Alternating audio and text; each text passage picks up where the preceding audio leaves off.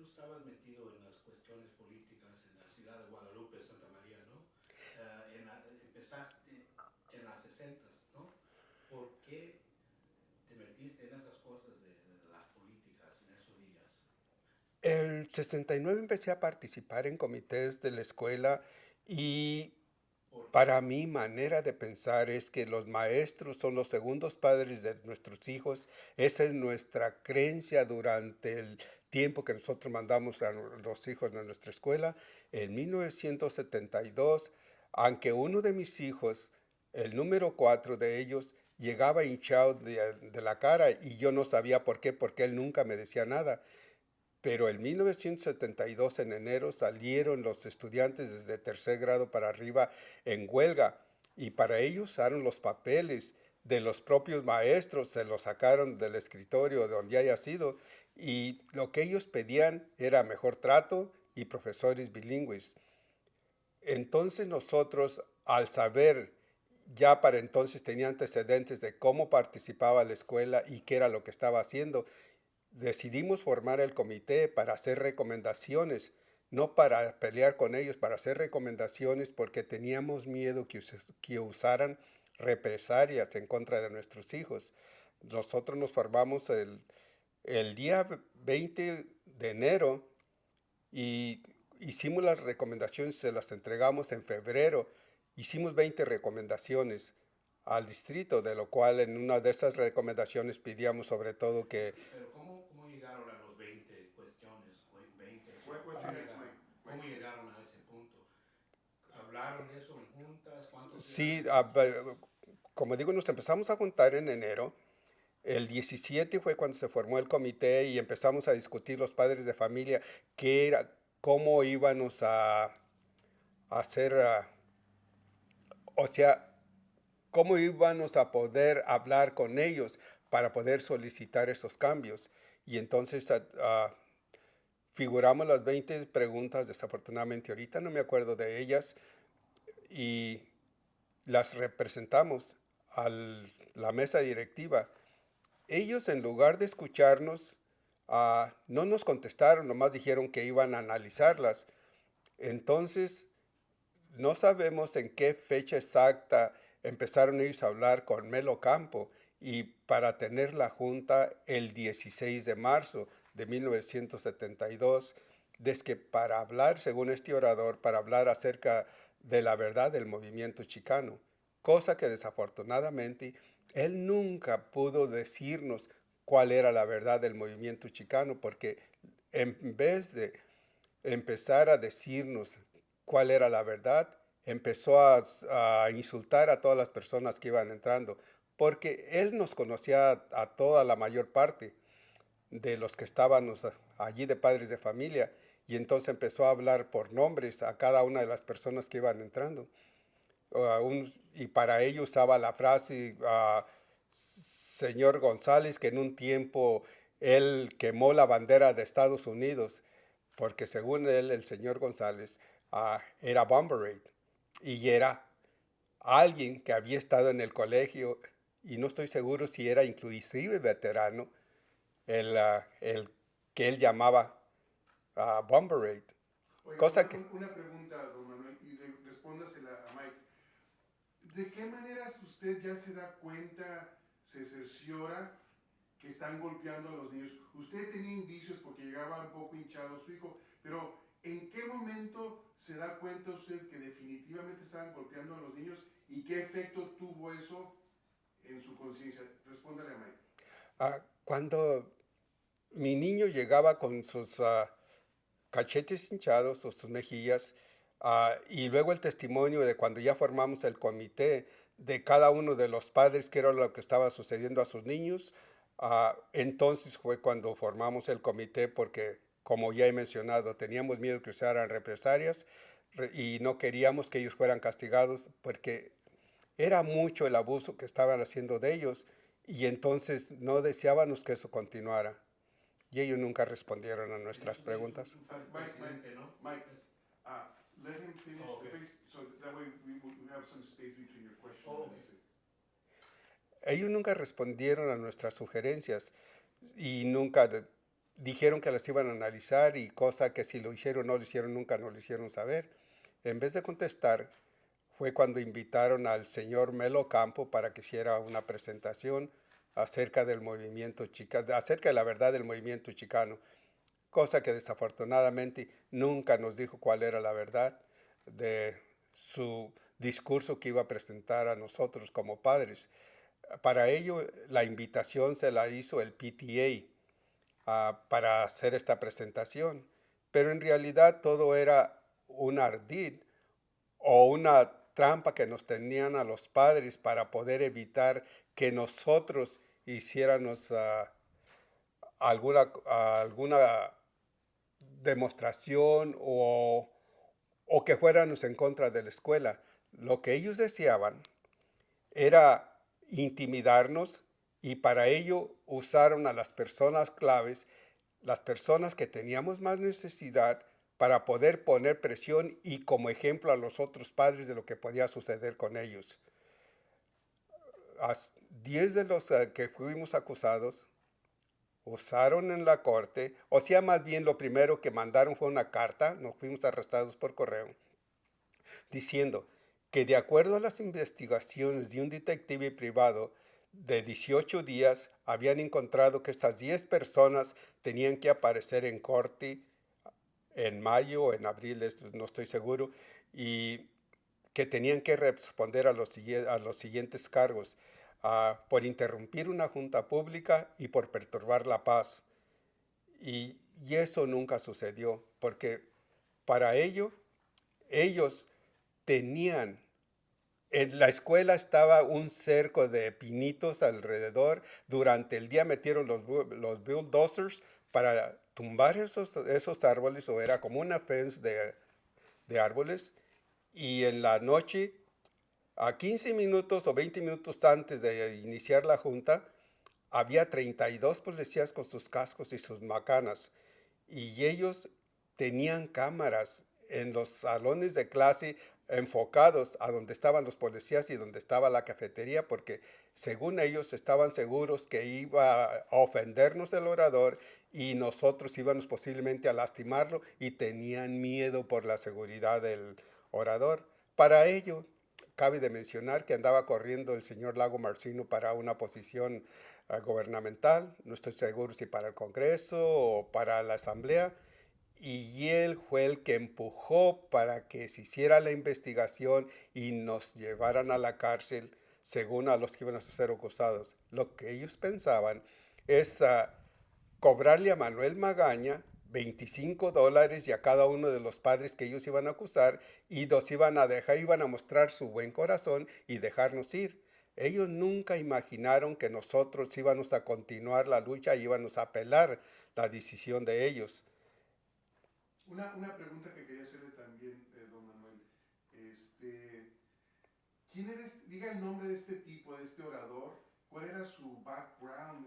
¿Quién era? ¿A qué organizaciones pertenecía? ¿Y por qué razón? El nombre, ¿a qué organizaciones pertenecía él? Y el propósito de la visita. Contéstele a Mike. Era del John Birch Society, Sí, este orador. El señor. El orador, señor Melo Campo, era miembro de la Birch, no sé si así se dice, John, Society. perdón, del John Birch Society. Pero empieza desde el principio. Vamos Sí. a tomar un deep breath. Ok. Y luego hacer la pregunta de vuelta. Díganos el nombre del orador. Pertenecía al John Birch Society. ¿Y por qué lo mandaron traer? El señor Melo Campo era miembro del John Birch Society, y por esa razón le hablaron, porque seguramente él se prestó a servir como carnada para que los padres cayéramos en la trampa y poder ponernos presión para evitar de que otros padres siguieran demandando por un cambio en las escuelas de Guadalupe y por una mejor educación.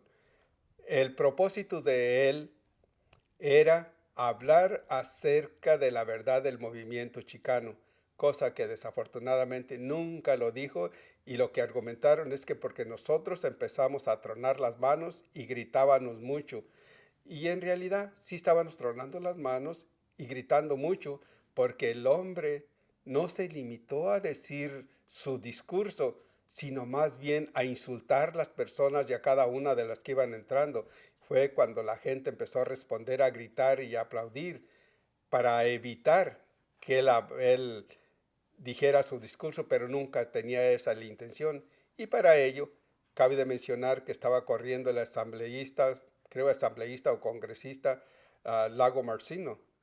Y él estaba en la cafetería con toda la administración, con la puerta abierta como unas 8 pulgadas para ver a cada uno de los que estábamos enfrente y del comité consejero, porque esos fuimos los que fuimos apresados por correo, o sea, más bien llamados a corte por correo. De acuerdo a ellos, después de las investigaciones de un detective privado, encontraron que 10 personas deberían de responder a los siguientes cargos: interrupción por una junta pública y por perturbar la paz. Para ello teníamos que aparecer, creo que en mayo, no me acuerdo exactamente la fecha, cuando teníamos que aparecer en corte. Y de allí continuamos, o sea, más bien duró la corte, creo que hasta 1973, donde nos hallaron culpables, y algunos de nosotros, unos pedían 6 meses de cárcel, y según ellos, a uno, para mostrar su buen corazón, suspendieron el encarcelamiento de 6 meses, y a unos tuvieron que ir. Uno de los estudiantes tuvo que pagar $75 de multa y ir 10 días a la cárcel. Y para eso, el mismo, como ya estábamos en libertad condicional, o este estudiante estaba en libertad condicional, según el oficial, que para que él entendiera y que le iba a hacer muy bien porque él estaba demasiado joven. Y esta persona, este estudiante, era Samuel González, y para ello él era miembro del comité, se hizo miembro cuando nos formamos, él y su hermana Silvia. Estaban jóvenes, y el hecho que empezaron ellos a participar porque tenían un hermano chico, y claro, también los estaba lastimando, porque el hermano chico era parte de los estudiantes de los que estaban recibiendo estos abusos. Y había otros que ahorita escapan de mi memoria de los estudiantes. De los padres se encontraba el señor Jesús Saucedo. Momento, cortamos. ¿Qué pasó con Un canal se ha quedado sin audio. No sé si es el lab. es el lab, es este el que se ha quedado mal de ¿De batería. batería? ¿Cuántos eran en esos días en el comité? ¿Eran cuántos? Éramos posiblemente 12, pero si me pregunta cuántos asistían a la junta, de 20 a 30 padres lo mínimo. Pero los que estábamos al frente, esos éramos, o sea, dando la cara. En realidad, la forma que se lo poníamos al distrito es que todo padre que tuviera niños en la escuela era miembro del comité, y todo estudiante que asistía a la escuela era miembro del comité. Por eso el comité se llamaba Comité de Padres y Estudiantes. ¿O de padres y estudiantes? Padres y estudiantes De familia. de familia. Okay. We need to get that. That's very important. Yo fui el presidente de, Sí. del comité de padres y estudiantes de familia, ¿verdad? Si queremos Sí. eso. Y en 71, 72, ¿no? Fue el Fuiste 72. presidente. El 72, porque el comité se formó después de que salieron los niños del walkout. Fue cuando ya... Momento. Estamos preparados. Es que quiero que todo esto quede grabado. Aguanta. Estamos ajustando el audio. Espera, ¿estamos ajustando qué? El audio. Ya, o sea, ya estamos. Está Okay. trabajando. Entonces, Mike, start with the very first question. That's only for, del comité, cuánta gente, todo eso. Ok, adelante. ¿Cuántos gentes estaban juntados con el comité de padres y estudiantes? Los que estábamos directamente para dar la cara éramos como 12 miembros, pero cada padre que asistía a nuestras juntas lo llamábamos miembro, porque asistían a las juntas, las hacíamos en casas, no en la escuela, de 20 a 30 padres cada vez que hacíamos.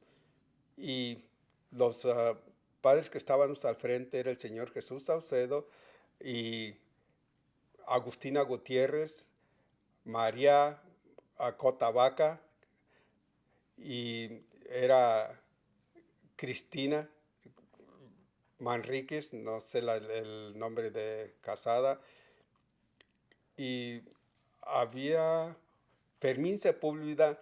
Él fue el primer presidente que fue nombrado y fue el que entregó las recomendaciones.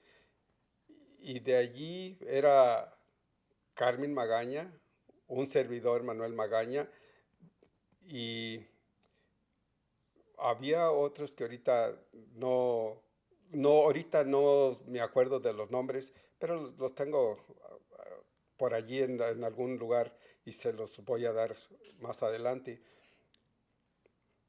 En general, ¿qué querían hacer ustedes? ¿Qué querían? ¿El comité? Lo que deseaban el nos... comité de padres, estudiantes de familia querían hacer así, ¿ok? Exactamente, ¿qué querían hacer? ¿Cuáles cuestiones querían ver? En general, ¿cuáles eran los asuntos del comité? En realidad lo que nosotros como padres queríamos era sobre todo que no usaran represalias en contra de nuestros hijos, porque ya teníamos antecedentes de lo que estaban haciendo, pero cabe de mencionar que como nosotros, la mayoría éramos hispanos y a nuestra manera de entender es que los maestros son los segundos padres de nuestros hijos y nunca creíamos que iban a usar ese poder excesivamente contra de ellos. Y cuando formamos el comité, esas eran los propósitos de las recomendaciones que hicimos, que hubiera mejor trato para los estudiantes, mejorara la preparación, porque desafortunadamente era el 100% de estudiantes de habla hispana los que estaban en clases de retardados mentales. Y es de suponer, porque el 69% de los padres no hablábamos inglés y siendo la población el 83% de hispanos. Había el 7% en la comunidad filipina y el otro porcentaje, el otro 10% era variedad, incluyendo los anglos. Así de que todo eso nos empujó porque había 38 maestros en la escuela, de lo cual tenían un profesor bilingüe, pero desafortunadamente a él no lo tenían como estable, lo tenían como sustituto, de lo cual él renunció después de 2 años de ver que no le dieron la posición. Y no nos parecía justo de donde la mayor parte de nosotros no hablaba inglés y se les pusiera tape en la boca a los estudiantes por hablar español. Lo otro también es que no usaban a nuestros hijos usar los utensilios, que porque lo único que sería un arma mortal para nuestros hijos porque se podrían lastimar. Ellos no iban a usar los forks para comer, sino posiblemente para lastimarse uno y otro, y ellos querían evitar porque les importaba mucho la seguridad de nuestros hijos. A ver, repita eso de nuevo, pero diga por qué.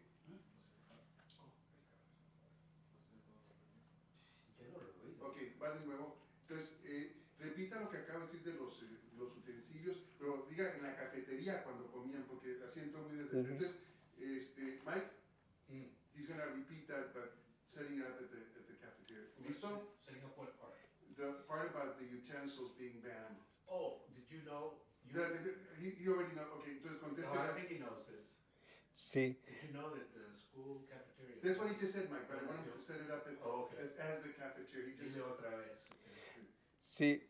Cabe de mencionar que en la cafetería de la escuela no usaban a nuestros hijos usar los utensilios, que porque esos... No dejaban. No dejaban. Okay, empiece de nuevo. Cabe mencionar. Ellos en la cafetería de la escuela de Guadalupe no dejaban usar nuestros hijos los utensilios porque era un peligro muy grave para nuestros hijos, porque ellos lo único que usarían los utensilios sería para picarse y eso ellos les importaba demasiado la seguridad de nuestros estudiantes y no querían que eso fuera a suceder. Y ¿Qué otros abusos lograron ustedes documentar? Aparte de los utensilios, ¿qué tipo de abusos hacia los estudiantes latinos pudieron ustedes escuchar y ver y documentar? Adelante.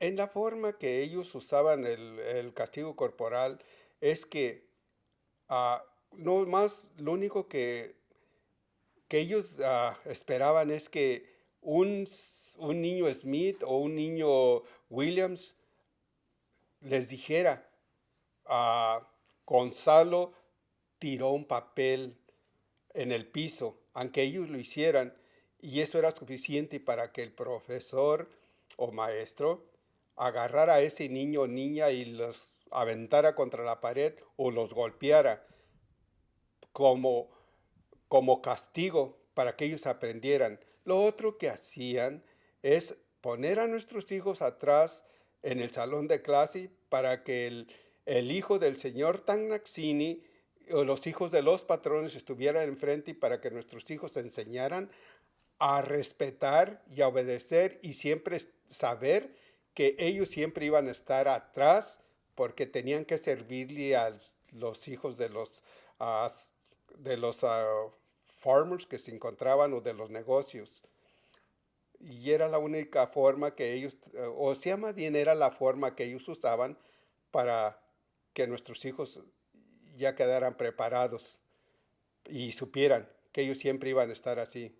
Y tampoco tenía nadie ahí que hablaba español, no habían unos maestros o administradores que hablaran español, ¿verdad? No había nada de eso en ese país. Había una intérprete bilingüe de lo cual se llama o se llamaba Irene Álvarez. Ella era intérprete en la oficina en el distrito, pero desafortunadamente ella cuando llegaba algún padre a decir, ella era la que contestaba y no le dirigía la pregunta que hacía el padre a la administración, sino ella contestaba de acuerdo a la cantidad de años que tenía sirviendo. Y eso no nos gustaba, esa fue una de las recomendaciones que deseábamos, que el intérprete se limitara a decir únicamente lo que al padre le concernía, de lo cual nunca llegó a suceder. También ella es un instrumento muy bueno porque ah, ella sabía todo lo que estaba sucediendo, pero todo ocultaba.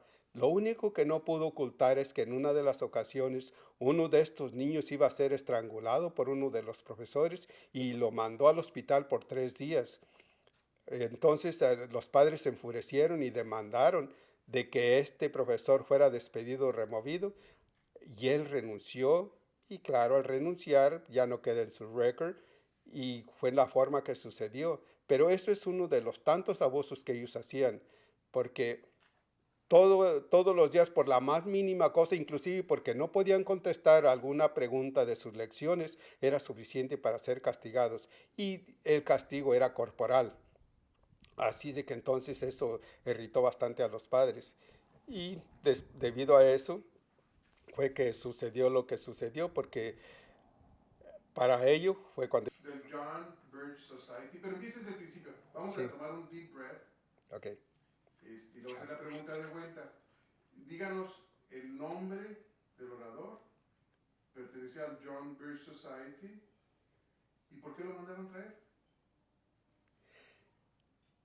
El señor Melo Campo era miembro del John Birch Society y por esa razón le hablaron porque seguramente él se prestó a servir como carnada para que los padres cayéramos en la trampa y poder ponernos presión para evitar de que otros padres siguieran demandando por un cambio en las escuelas de Guadalupe y por una mejor educación. El propósito de él era hablar acerca de la verdad del movimiento chicano, cosa que desafortunadamente nunca lo dijo y lo que argumentaron es que porque nosotros empezamos a tronar las manos y gritábamos mucho. Y en realidad sí estábamos tronando las manos y gritando mucho porque el hombre no se limitó a decir su discurso, sino más bien a insultar a las personas y a cada una de las que iban entrando. Fue cuando la gente empezó a responder, a gritar y a aplaudir para evitar que él dijera su discurso, pero nunca tenía esa la intención. Y para ello cabe de mencionar que estaba corriendo el asambleísta, creo asambleísta o congresista, Lago Marcino. Y él estaba en la cafetería con toda la administración, con la puerta abierta como unas 8 pulgadas para ver a cada uno de los que estábamos enfrente y del comité consejero, porque esos fuimos los que fuimos apresados por correo, o sea, más bien llamados a corte por correo. De acuerdo a ellos, después de las investigaciones de un detective privado, encontraron que 10 personas deberían de responder a los siguientes cargos: interrupción por una junta pública y por perturbar la paz. Para ello teníamos que aparecer, creo que en mayo, no me acuerdo exactamente la fecha, cuando teníamos que aparecer en corte. Y de allí continuamos, o sea, más bien duró la corte, creo que hasta 1973, donde nos hallaron culpables, y algunos de nosotros, unos pidían 6 meses de cárcel, y según ellos, a uno, para mostrar su buen corazón, suspendieron el encarcelamiento de 6 meses, y a unos tuvieron que ir. Uno de los estudiantes tuvo que pagar $75 de multa y ir 10 días a la cárcel. Y para eso, el mismo, como ya estábamos en libertad condicional, o este estudiante estaba en libertad condicional, según el oficial, que para que él entendiera y que le iba a hacer muy bien porque él estaba demasiado joven.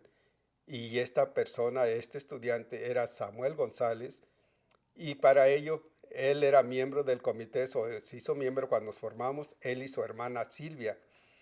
Estaban jóvenes, y el hecho que empezaron a participar porque tenían un hermano chico, y claro, también los estaba lastimando, porque el hermano chico era parte de los estudiantes de los que estaban recibiendo estos abusos. Y había otros que ahorita escapan de mi memoria, de los estudiantes. De los padres se encontraba el señor Jesús Saucedo. Momento, cortamos. ¿Qué pasó con Un canal se ha quedado sin audio. No sé si es el lab. Es el lab. Es este el que se ha quedado mal de batería. ¿De batería? ¿Cuántos eran en esos días en el comité? ¿Eran cuántos? Éramos posiblemente 12, pero si me pregunta cuántos asistían a la junta, de 20 a 30 padres lo mínimo. Pero los que estábamos al frente, esos éramos, o sea, dando la cara. En realidad, la forma que se lo poníamos al distrito es que todo padre que tuviera niños en la escuela era miembro del comité, y todo estudiante que asistía a la escuela era miembro del comité. Por eso el comité se llamaba Comité de Padres y Estudiantes. ¿O de padres y estudiantes? Padres y estudiantes. De familia.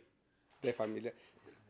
Okay. We need to get that. That's very important. Yo fui el presidente de, Sí. del comité de padres y estudiantes de familia, ¿verdad? Si queremos Sí. eso. Y en 71, 72, ¿no? Fue el Fuiste 72. el presidente.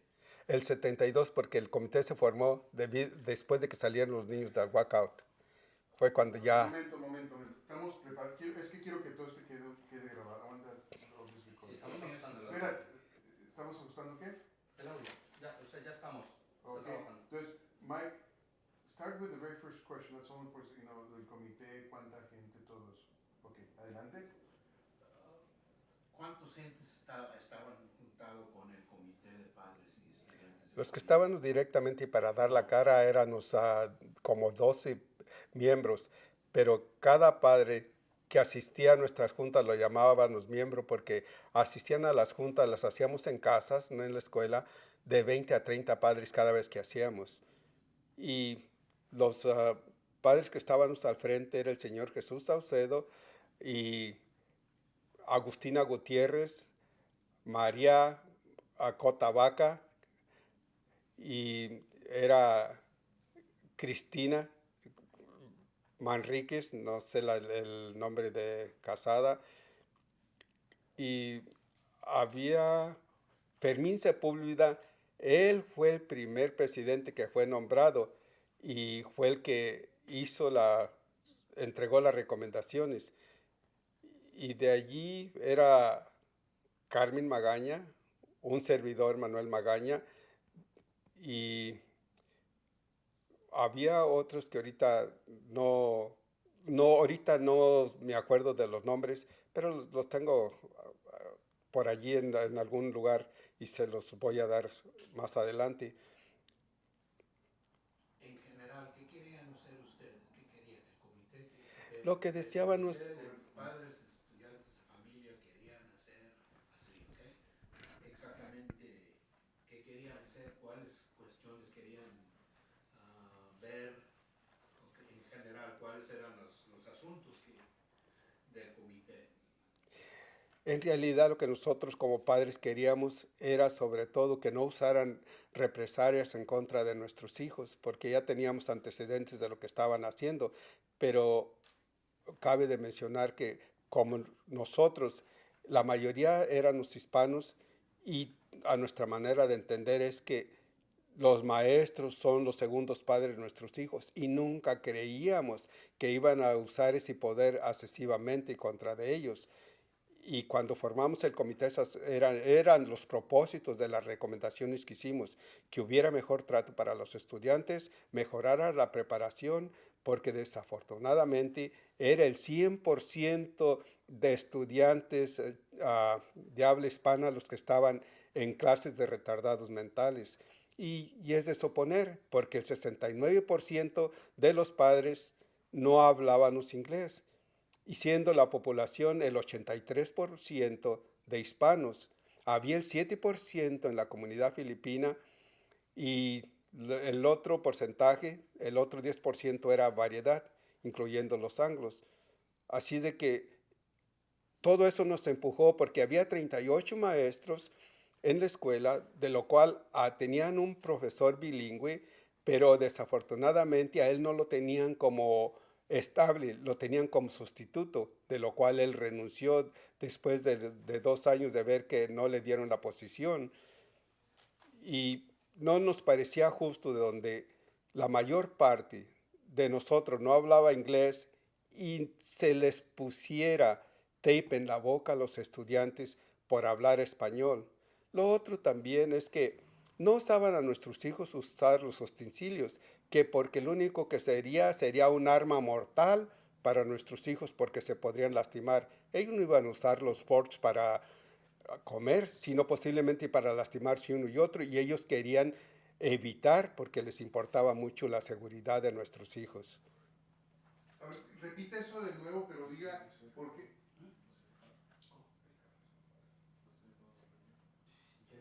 Ok, va de nuevo.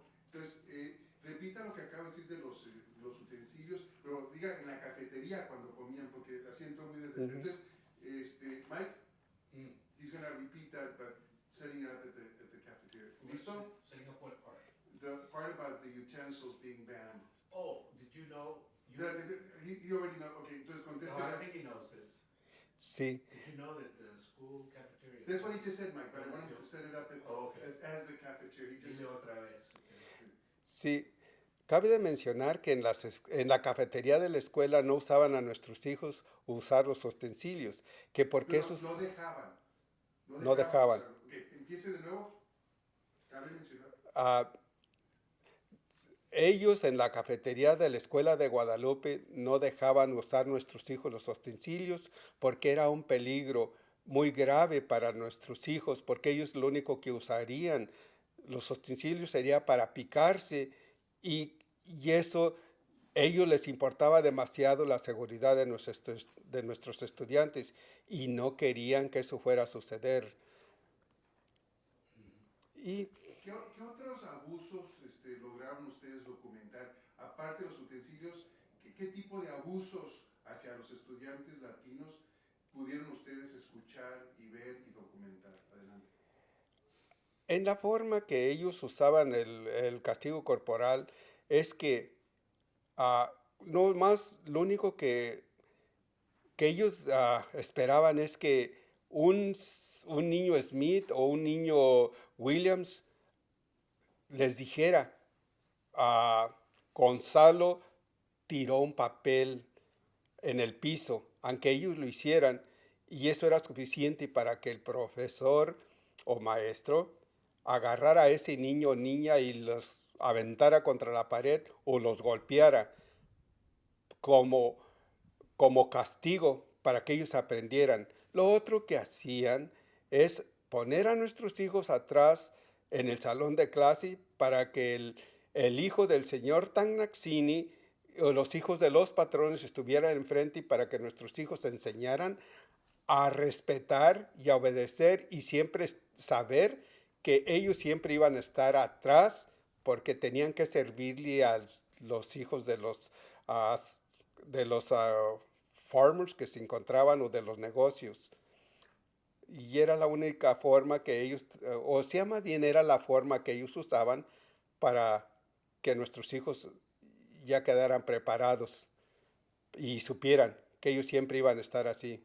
Y tampoco tenía nadie ahí que hablaba español, no habían unos maestros o administradores que hablaran español, ¿verdad? No había nada de eso en ese país. Había una intérprete bilingüe de lo cual se llama o se llamaba Irene Álvarez. Ella era intérprete en la oficina en el distrito, pero desafortunadamente ella cuando llegaba algún padre a decir, ella era la que contestaba y no le dirigía la pregunta que hacía el padre a la administración, sino ella contestaba de acuerdo a la cantidad de años que tenía sirviendo. Y eso no nos gustaba, esa fue una de las recomendaciones que deseábamos, que el intérprete se limitara a decir únicamente lo que al padre le concernía, de lo cual nunca llegó a suceder. También ella es un instrumento muy bueno porque ah, ella sabía todo lo que estaba sucediendo, pero todo ocultaba. Lo único que no pudo ocultar es que en una de las ocasiones uno de estos niños iba a ser estrangulado por uno de los profesores y lo mandó al hospital por 3 días.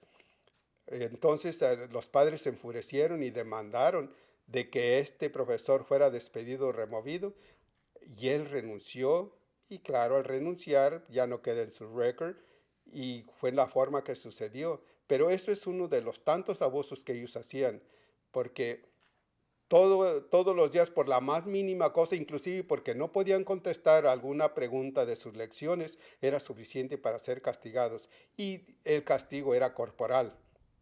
Así de que entonces eso irritó bastante a los padres y debido a eso fue que sucedió lo que sucedió porque